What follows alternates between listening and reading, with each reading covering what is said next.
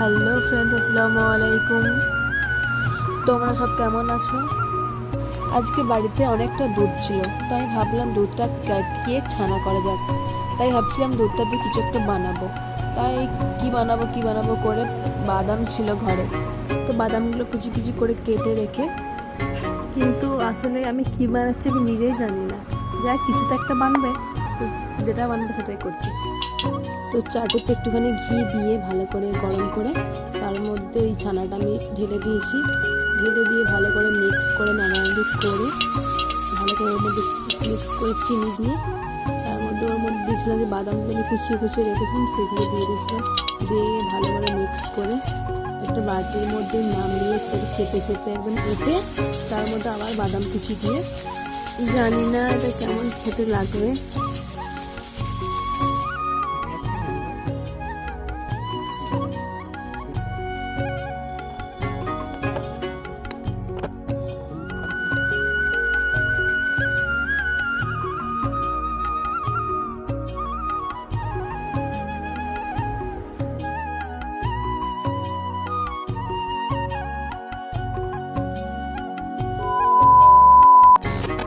কিন্তু বিশ্বাস করো, খেতে যে এতটাই টেস্টি হয়েছিল কি বলবো। আমার হাজব্যান্ড বলতে অনেক ভালো হয়েছে।